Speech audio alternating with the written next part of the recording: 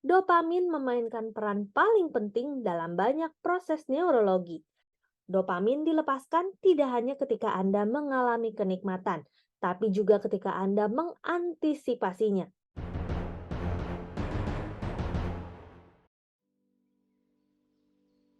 Atomic Habits, perubahan kecil yang memberikan hasil luar biasa. By James Clear. Kaidah kedua, menjadikannya menarik.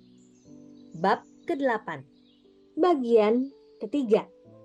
Bagaimana menjadikan kebiasaan tidak dapat ditolak. Lingkaran umpan balik yang digerakkan oleh dopamin.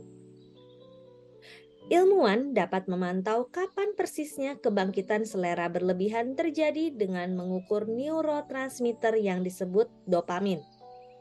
Pentingnya dopamin mulai disadari pada tahun 1954 ketika ahli ilmu syaraf James Olds dan Peter Milner melakukan eksperimen yang mengungkapkan proses neurologis di balik gairah dan hasrat. Dengan menanamkan elektroda di otak tikus, peneliti mengeblok pelepasan dopamin.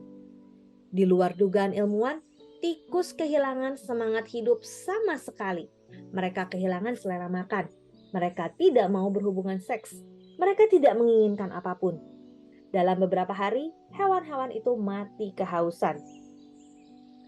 Dalam kajian-kajian lanjutan, ilmuwan-ilmuwan lain juga menghalangi pelepasan dopamin dalam otak, tapi kali ini mereka menyemprotkan sedikit air gula ke mulut tikus-tikus yang kekurangan dopamin. Wajah tikus-tikus kecil itu terkesan bersemangat dan senang setelah merasakan kelezatan itu. Bahkan walaupun dopamin dihalangi, mereka menyukai gula sama seperti sebelumnya. Mereka hanya tidak menginginkannya lagi. Kemampuan mengalami kenikmatan masih ada, tapi tanpa dopamin gairah tidak ada. Dan tanpa gairah aksi berhenti. Ketika peneliti lain membalik proses ini dan membanjiri sistem ganjaran dalam otak dengan dopamin, hewan-hewan itu menjalankan kebiasaan dengan peningkatan yang luar biasa. Dalam satu kajian, tikus menerima tambahan dopamin yang kuat tiap kali mengendus ke dalam kotak.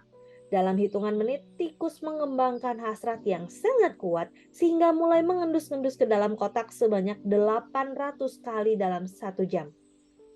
Manusia tidak terlalu berbeda. Pemain judi slot mesin rata-rata memutar roda 600 kali dalam 1 jam.